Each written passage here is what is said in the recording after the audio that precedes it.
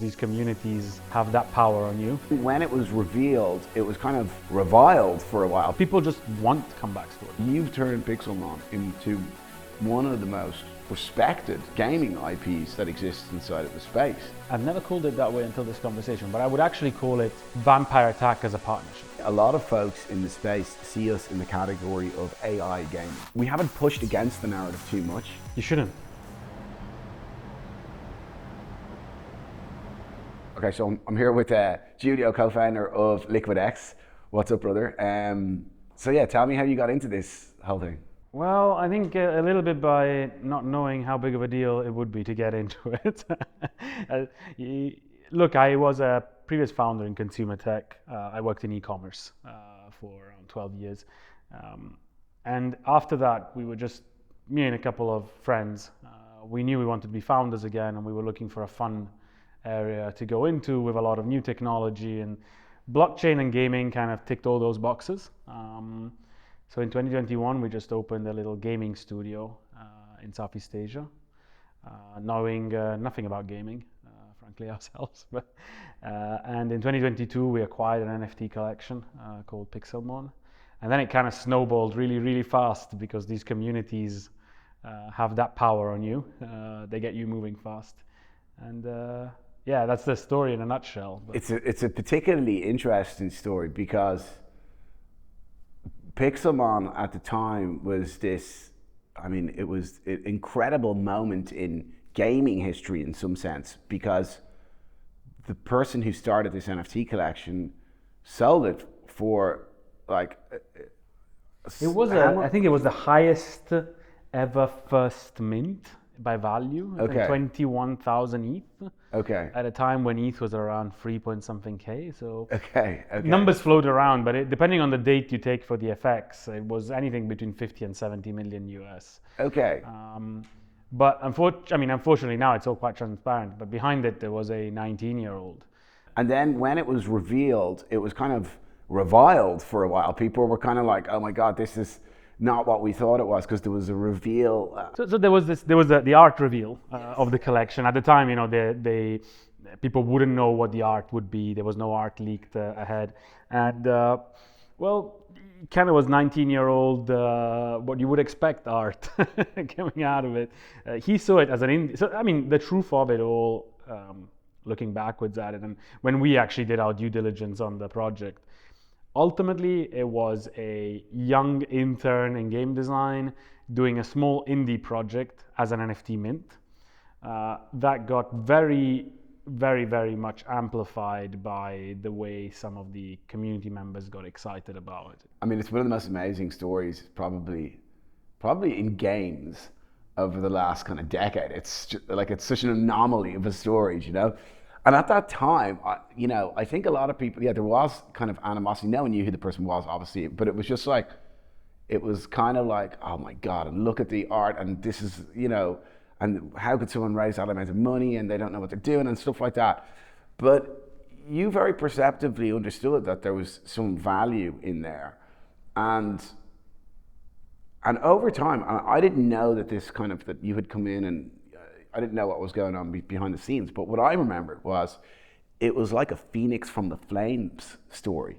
All of a sudden, Pixelmon, it was kind of like this reviled kind of felt like a bit like a joke, or crypto joke or something. He was the joke, yeah. And then all of a sudden, people started seeing Pixelmon as this, like, all of a sudden the narrative started changing. And I remember even I was a bit like skeptical about the narrative initially. I was like, I can't see how they're going to come back from something like that. Do you know what I mean? But it actually has turned around absolutely full circle, and you've turned Pixelmon into one of the most respected gaming IPs that exists inside of the space. What was that journey like? So I think when we realized how harsh the situation was, I think our main the thing that gave us relief was saying, true, this is bad. It's probably worse than we thought, but there's immense springboard power in comeback stories. Yeah. Because people just want comeback stories in every space. So that is what motivated us through at the beginning. And look, at that point, there was also a lot of other stuff happening, meaning we literally, I think, signed that contract a week before Terra imploded and 3 months before FTX imploded. So we also kind of started realizing that, you know, this is not going to be a fast, you don't come back from this with a big move. It's not about just buying a Super Bowl ad or whatever it is that has been done in this space. Our takeaway was just, let's do this the way we would have done it in Web 2. So let's just go and add constant marginal execution every day, but create visibility of what we're doing. I've got to also give credit to a bunch of other people in the space that started believing to us early. Like at the beginning, let's be honest, because of what you said about Pixelmon, no L2 or L1 wanted to talk to us. And I have to give credit to a couple of guys within the IMX Foundation that said, I think these guys should at least get an audience kind of thing. And then so we started getting a little bit of validation here and there from other respected projects in the space. That helped. I think having a super resilient community helped. And the truth of the Pixelmon mint is that it's not just the amount it raised, but if you look at every significant NFT holder in the space, in any collection, significant holders of apes, significant holders of Azuki, even of your own seeds, you will find that above 70% of them have participated to the initial Pixelmon mint. And if they minted more than 6 or 7, they actually held. So the who's who good NFT investors were in there. Yeah. And that helped because once those guys started being won over, they started buying more. And when people see Grail, Dingaling, Dim.eth, etc. buying more of a joke, they're like, wait, maybe they know something. Yeah. And they do. Yeah. And they do. Yeah, I found something similar when we were in preparation of the Ancient Seeds launch. I met, you meet all these different communities and you meet a lot of, kind of so-called whales. And some of those folks that you mentioned, like in particular, like Grail, great guy and incredibly smart, is able to see things ahead of the market and is really transparent about it and also comes at it from a pretty ethical perspective as well and can be quite brutal on people if they're perceived to be not ethical. But it's interesting. I did see a lot of what you're saying, a lot of folks in those conversations. You guys would come up in those conversations. They were like, oh, have you spoken to Giulio? Did you see what some of the cool stuff that they're planning over there, So it was very clear to me. I don't think I'd met you at that point. Perhaps I don't think it was around then. Perhaps it was because all those conversations were happening that we ended up kind of getting in touch. But it was very clear to me that a lot of serious people behind the scenes had a lot of faith in what you guys were building over there. Yeah. I mean, look, Grail was the biggest minter of Pixelmon at inception. And probably he didn't go very deep when he did that. Well, surely, if not, he wouldn't have. But I think he was my second phone call when we acquired. And still one of the people that I speak to the most from what I call my investors. Transparent, I mean, this meeting is not about Grail, but I think he's the smartest VC in the space. He just has no LPs. It's him. And he actually play tests your games. He goes deep into your design and gives everybody time. When he's got a strong positive opinion about something, I listen. Now that we also have our little fund on the side and make investments. So yeah, having the support of those guys was essential. Because it's a space that follows the smart wallets. Yeah, so what was the vibe when we met, and we kind of you know, from my side anyway, like felt like we connected very, very quickly, and we kind of randomly started talking about games and business and stuff like that, and then you guys were interested in investing. So what was it that you were interested in investing in that we were building? Look, so if we go back, when was it? Late 22. Yeah. Yeah. So if we go back to late 22, I think there was a quite limited number of founders with your experience building openly in the space. That's one thing. And one of our opinions was, well, you know, we had a big commitment to the space, investment-wise, VC-wise, Pixelmon-wise. And one of our theories was that at some point, Web3 gaming needed a rep win. So basically, we didn't just need to win executionally as a company individually. We needed the industry to win, because that was the stigma coming from Web 2. And plus, I'm diverging here, but pure statistics in gaming, you know, the ratio of winners is relatively low. The J curve is very skewed. So at one point we realized that we need to make sure that we go and find the other people that want to truly build, and see if we can get to know them, learn from them, share how to figure things out, because we're all figuring things out. And if we can invest in them, and because, you know, one of us as co-founders comes from the VC industry, access to fundraising, that could be one of the things. So anyways, quality of the team, I think, struck us immediately. If I look at fast forward to today, it's much easier to find that average quality fundraising in Web3. I think it's also because the Web2 market has dried up. So a lot of them are entering for that reason, which is not always the best reason, quite frankly. The second category was, and I'm digging in my mind quite a bit, but if I remember correctly, was we hadn't seen anyone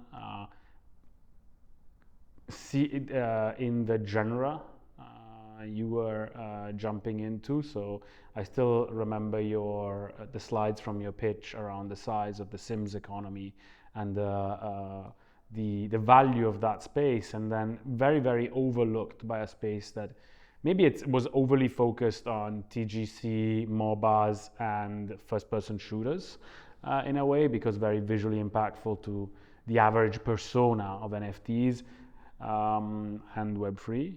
So I liked that you guys were segmenting out. We had initial early conversations about your AI plans, but I know they're nowhere near to what you've gotten to today, and the kind of depth you've gone on that side. But yeah, I think I would put it there, like constellation-wise. No, that's cool, and we appreciate it. Yeah, it's interesting what you say about genre, because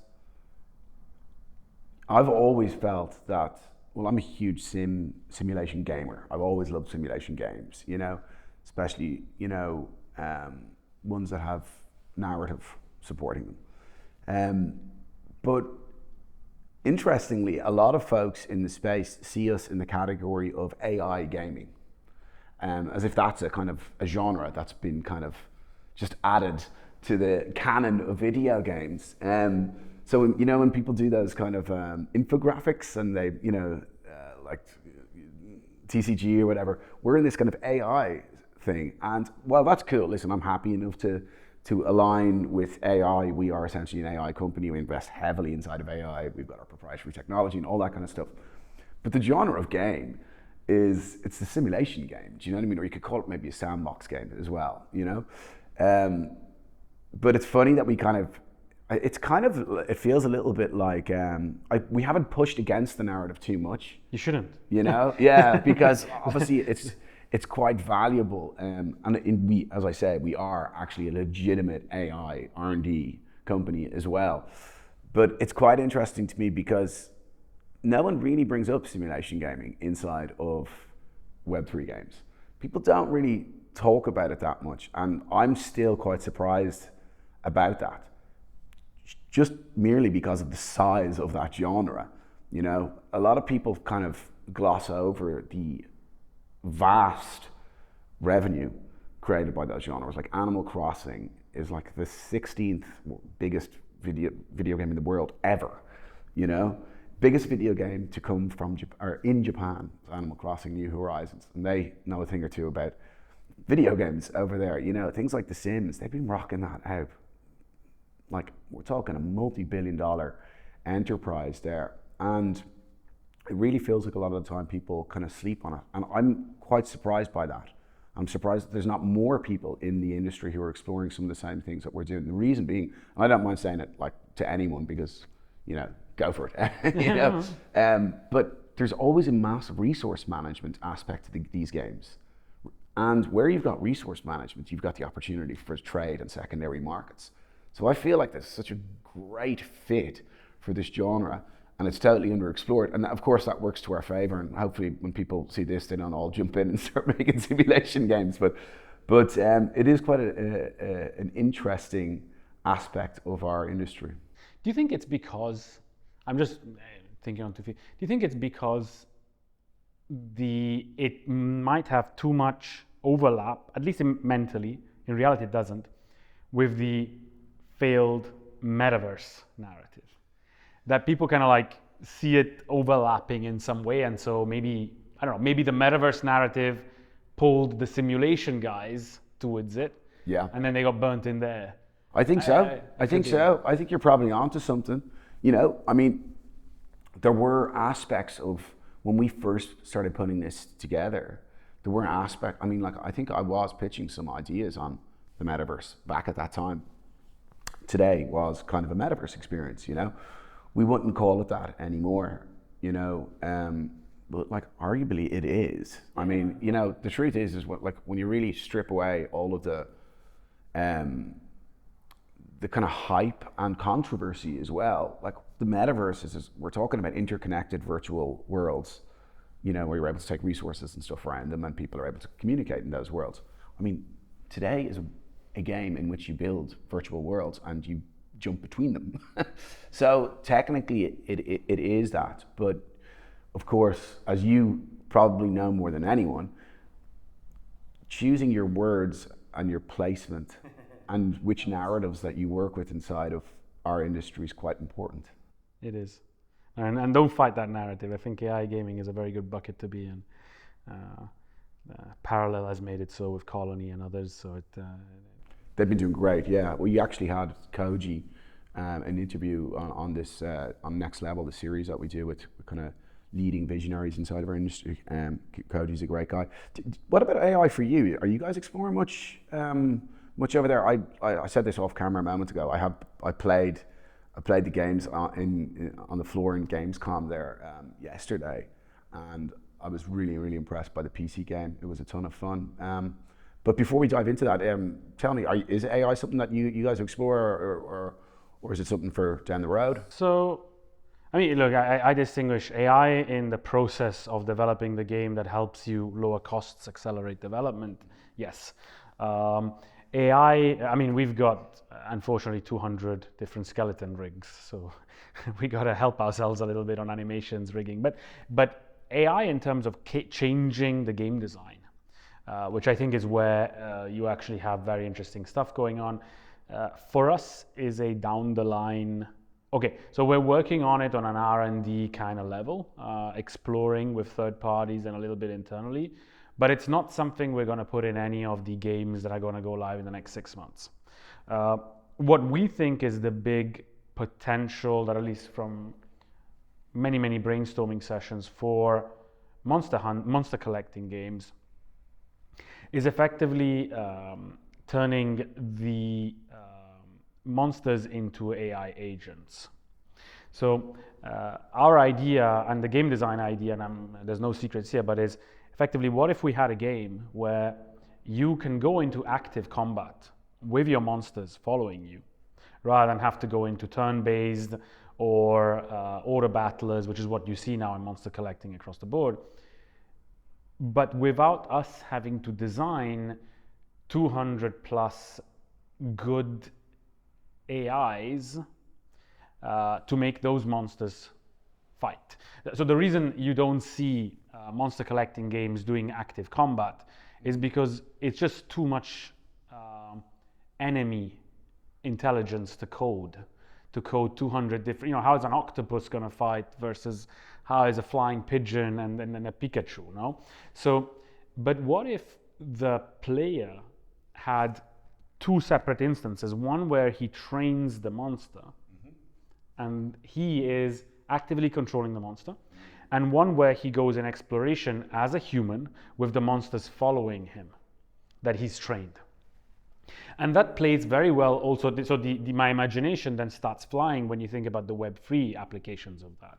Because then you're not just trading, I'm going to use Pikachu here because it helps everybody terminology-wise, but you're not just trading your Pikachu and maybe yours is level 50 while somebody else's is level 49. You're trading your Pikachu AI agent trained, which is completely different on multiple vectors, not linear vectors, 1 or 2, than any other. That's really exciting. Yeah, and then it gets really exciting, the player-to-player trained monster economy you can create. And imagine the interesting open world where you're going out there with armies of monsters you have trained. Yeah. This is super interesting because because there's a huge time investment that goes into it, and the time invested is not just represented by a score, but a whole myriad of behaviors. Correct. And that's fun. And it's also, I really believe, and I'm sure, with your worlds that's what you're doing, but I really believe that ultimately the golden grail of blockchain-based games is the creation of different economic roles for players. And a game like this, already by simply creating the economic role of trainer versus somebody who doesn't want to bother with training, wants to acquire trained assets, is already creating two very clear, different, distinct economic roles, and you become a platform, which is what we want to be as Web3 games, as blockchain-based games. So that is a vision game for us. We know we need to win with less moonshot-y titles first. But that GDD is sitting there, the research on the agents is happening, and if our titles that go live end of this year, early next year, say that we know how to build games, then we'll build that one. I'm really excited by that. That's super cool. What's been the journey? Because you've said a few times that you didn't come from the games industry. It's an incredibly hard thing to make video games, and even more difficult to make them successful. How's that journey been for you? I mean, talk about trial by fire. You guys jumped into it and then started development. I mean, there's probably been a lot of pain on that journey, but tell me what that trial by fire has been like. So it's a lot of trial and error on hiring, and it's a lot of imposter syndrome. So you're effectively, look, we've kind of, so I would bucket myself, just the spirit of my career, as being a founder, and rather than growing in an industry and then becoming a founder in that industry. So and that means that pretty much every time you put yourself in this uncomfortable spot. My first time around was with the fashion industry, the lifestyle industry. That was where my e-commerce was. The second time around was in the health tech industry. That's where my second venture was. And this time with gaming. I dare say that gaming was the hardest from a number of points of view. I think simply because it was incredibly more technical than the other two industries. And because it's a creative process, but not an individual creative process, a group creative process. Chemistry between team is a lot more important. While you can have a designer design a fashion piece and then have somebody else manufacture, you got to figure out that industry. You're going to have a lot of people bluntly saying bullshitting you, and at the beginning you won't know who's bullshitting, who's right, but ultimately you'll kind of start figuring it out. In the healthcare industry, it's similar, but in gaming, the problem is that then you have also a one-to-many kind of relationship of interconnectedness. We don't hide the fact that, and it's always like this, that we churned, I think, 50% of the team twice in the first year, trying to find that fit of what is the right hire, how do I evaluate the right hire, and how do I fit the one that survived the last round of hiring with the one from the new one. I think what I've learned over the free experiences is do it fast. You'll make a lot of mistakes, but do them fast. So essentially fire fast. And trust your guts. Because you might not know anything about the industry, but again, by definition, you'll be hiring not the best of the best at the beginning because you don't have the rep to attract the best of the best yet. So there was a lot of that trial and error. I dare say if we had known and been from the industry, we would have been 8 to 9 months faster in putting together the right team. But now we do have the right team, and I think you can feel that on the floor if you go down to Gamescom and see it. And we've had the right team in place for a year and a half. The imposter syndrome, I think this week, for the first time, I start feeling a bit of relief from it. Congratulations, sir. Congratulations. I was still honestly thinking, man, I don't know when real Web 2 players see this, I don't know what they're gonna say. I'm just here in my, in my echo box, echo chamber, believing everything my team says. I'm looking at it and I love it because it's our IP. But I think people on the floor like it. People on the floor are playing, so it feels better. Well, the stand is amazing. First of all, just visually, what you've set up here it looks great. But I was really impressed by the game. The mobile game, in full transparency, is not my kind of game. It's like a kind of a mobile League of Legends-y kind of vibe a bit. I don't want to totally butcher what the genre is, but that's kind of a little bit what it felt like, but with certainly very polished and very good-looking mobile game. But it wasn't exactly my kind of game. But then I got over to the PC game, and I was straight into it. And that's a really good sign for me as someone who builds games and plays games. Trying to get that first 2 minutes, so the player knows what to do and you can just immediately jump into those loops. It's a lot harder than it looks. A lot harder than it looks. But when I jumped is that game called Pixelmon?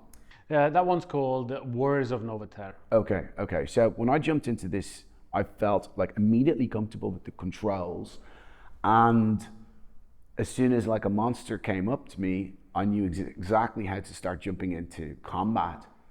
And after the first, I guess about 45 seconds, I used my first special move, intuitively, with no one telling me, which I felt was very positive, and it was actually a lot of fun to engage in that type of combat. So it's pretty impressive that you've gone, and I know how hard that is to pull off that. Do you know what I mean? I know how hard it is. It's pretty impressive that you've been able to get there, and obviously you've been able to put a team around you to make that work, and probably as difficult as putting the process around that team as well, right? That can be as challenging as putting the team together. I'm here speaking with you, but the reality is the guy who managed to pull that off is my co-founder, Chris. So it's important that I specify that. So Chris has gotten a lot closer, and particularly since Chris, we used to have roles that I was more on the product side, and Chris was more on the fundraising side and a marketing side. We switched the roles around 6 months ago. The team was already in place, but the acceleration they've had with him has been great. He was in product management before, albeit not in gaming. And I think also there's been a point where when you're not from the industry, ultimately you also have to decide to trust somebody, and at some point you trust them fully. And if you trust the right guys, then you fly. And I think we got lucky with with our two designers. Seaton and Micah as well from the team, and they weren't our first designers, but they're the ones we gave trust to, and now it's really going, and we're happy to see it go. Yeah. Well, congratulations on that. The other thing I wanted to ask you about, which has been, I would say, a pretty big topic in Web3 games, or games broadly, has been Mon Protocol. So for the folks who are maybe watching this, could you tell me what Mon Protocol is? I'd like to dive into it a little bit to learn about some of the cool ways that you built, like the go-to-market strategy. I thought there was a lot of uniqueness and kind of innovation in how you mobilize community. But what is Mon Protocol? So Mon was, look, a year ago, we said, what is our token going to be about? Is it the ecosystem token of our games? Yes. Is that enough in our opinion, or can we do more? Probably. So then we started thinking, what if we had effectively, we tried to start building the inception. What's the biggest problem the space has? And from our observation, the biggest problem for products ready was distribution. The biggest problem founders were facing was TG go-to-market. So how to get ready for all those metrics the exchanges want, which frankly don't always match the metrics you want as a business in gaming down the line, or at least the way you would approach them. And with that in mind, we started thinking, is there a way that we can start trying to tackle both those problems in a web-free way, in a web-free innovative way? So not building a performance marketing agency that just bids for you on Google. You don't need that. And that was the seed of the idea. And then we started trying things. Effectively, what Mon Protocol does today is we call it a developer and publisher of Web3 games. I think the publisher term here is very loosely used, meaning it's not the typical Web2 publishing agreement of give me your game, I'll take 50% of it, black box numbers, and then you'll know. No, it's more a go-to-market partner. For now, transparently focused on the type of metrics that matter for TG go-to-market. Trying to evolve towards the type of metrics that you will need for product go-to-market, so gamers. But we think it's a step-by-step process. The most immediate problem for most founders is TG, for obvious reasons. And it all pegs effectively on two core assets, which are the Quester community and the Mon Staker community. So when I speak to fellow gaming founders, I tell them, look, my biggest problem in my TG was how do I get enough social momentum before TG? And how do I give my token to enough quality wallets at TG? Because a lot of founders, frankly, neglect. In DeFi, I think they get it more because they are monetary economy mindful. But a lot of founders in gaming neglect that ultimately a token needs distribution. And if you randomly distribute it, you're just going to have a lot of people dump it. If you distribute it to the right wallets, they might hold it or buy more. And seeking that wallet quality distribution is actually probably the key after the exchange, because liquidity is key number one, but key number two is quality wallets. So can I just dive in and just ask you, because maybe some folks are not as privy to how this works as we are. So when you're building your tokenomic plan, you've got to figure out kind of allocations or buckets that you're going to be assigning. You know, there's some to the team, some to the investors. And then in crypto, you've got to provide a substantial allocation for the broad word I'm going to use here is community. you know, and it's extremely high actually amount, and it can look a little bit strange initially because it's so high. But I think something that you're doing at the moment is that you're explaining why it should be high and the importance of distributing it to the right community.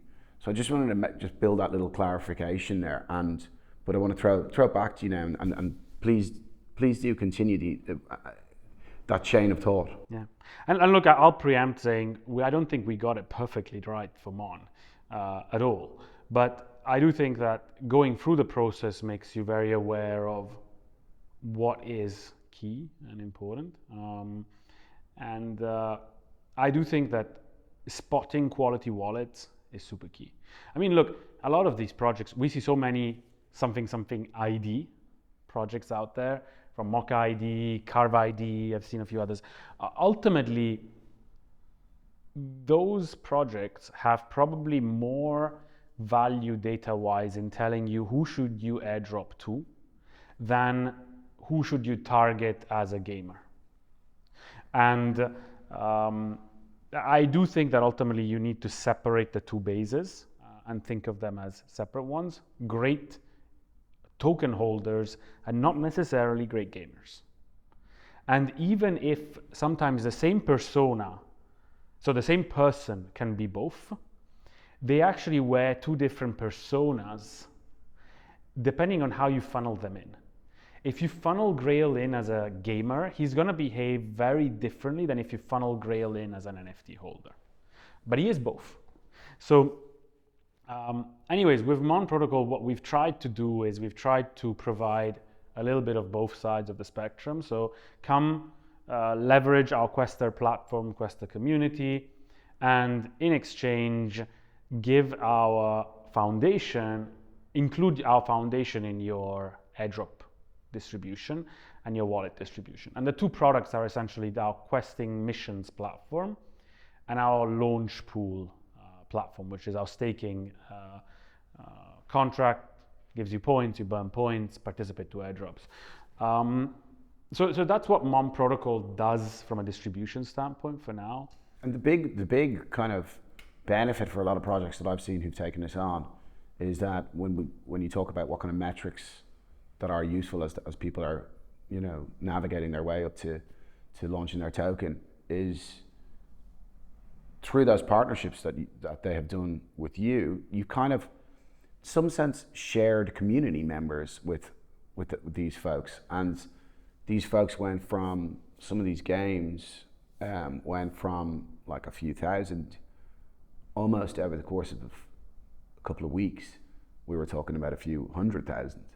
So pretty massive community engagement that you were able to supply to some of those other games. Look, actually, it's coming to my mind now while I speak to you, but you know, in DeFi, people have been doing vampire attacks on other chains forever. This effectively is a vampire attack as a partnership. Because effectively, what are you doing? You're vampire attacking my community when you partner with Mon Protocol, but to the benefit of my community.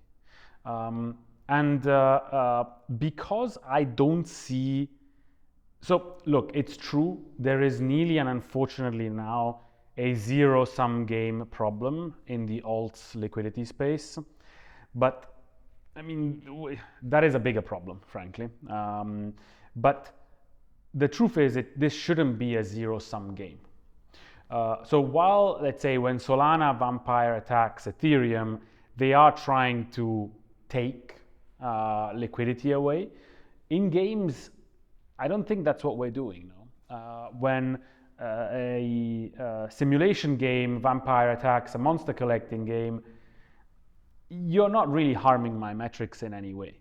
It's actually should be theoretically beneficial to both communities. So I've never called it that way until this conversation, but I would actually call it vampire attack as a partnership. Yeah, it's an interesting perspective. I see where you're going with it. I had the pleasure of working with an amazing video games legend. His name is Professor Richard Bartle. He wrote the book, like literally the book of designing virtual worlds. He's a man in his 70s. He's probably most popular for creating the first multiplayer game, which was called Mud in 1978. And perhaps that's what he's most famous for. The second thing, though, that he's probably most famous for is what's called the Bartle test. And this is a taxonomy of different players' motivations and behaviors. And he says there are 4 types of players inside of virtual worlds. One, you've got achievers, so the folks who are just like they want to complete everything that they can. You've got the explorers who they want to see everything that they can. You've got the socializers who are there to make friends and to keep them and to teach people and to learn. And then you've got the killers who, more than anything else, want to dominate other players. And really, when we break down all players in virtual worlds, according to Richard, we can take player motivations and fit them into these categories. And I've always been very interested in this, in my history in games. And one of the things that I think I'm excited by is as a result of player-to-player trade inside of games, which has made its way provocatively and controversially into Web3 games, I think there's now a fifth. And there's the people who want to make money. Yeah, and that fifth is the people who, more than anything else, want to speculate on value and trade in new types of ways. And you could say that actually fits into some of those other categories, but I don't think it does. I think it's so uniquely important and such a dominant behavior for so many people. And by the way, we have that behavior. We have seen that behavior inside of things like CSGO, where you have massive trading of skins. But inside of the Web3 world, there are a lot of those types of players. And I do call them players, quite purposely. And I think that you're right, that it's important that when you're going into the industry that we're working in, that we understand who those players are and what they're motivated by. And you think it's one category or itself it's two? Meaning, do you think it's speculators or is it, I think farmers is the wrong, but is it essentially grinders for a predictable earn and risk takers for a high unpredictable earn? So I think it actually opens up into two more. Perhaps, yeah. Because you see that, Ronin, the speculator category tends to disappear or drastically drop after TG. And then it comes back in a way for if you have big competitions or skewed winning kind of setups. But Ronin has shown that instead the grinder predictable earn category can actually be retained longer term. So a lot of us, depending on the type of game you have, but start getting a lot more interested into that grinder that stays category. Because if you can find the right economic arbitrage there, can be very interesting category. Totally. And honestly, I think that this is one of the reasons that actually the emergence of Web3 games exists, is because that kind of category of player, they were kind of like boxed out of people they'd invested hundreds or thousands or tens of thousands of hours into World of Warcraft, but then they weren't able to transfer that time investment out. And I think the people over time were because no one really expected games to become the beast that it did, that people, like even right now, there's in some age categories, there's more kids inside of TikTok or inside of Roblox than there are on TikTok. It's become a place for people to spend their lives, And I think that actually what we're doing is we're, in the industry that we work in, we're actually supplying a solution that really people are calling out for. People want to be able to have a designated value for all of that input. And it's been very tricky historically. So it gives me a lot of hope for the industry that we're working in. Same here. I think Roblox is the perfect example. My friend, it has been really good to talk. Same here. Thank you so much, man. Thank you, Mike. Nice one for popping by, and wishing you the best in the amazing things that you're doing. Same here. Can't wait for today. I hear you're testing soon. We are, yeah. Next week we're going into some closed testing. So yeah, it's all hands on deck at the moment.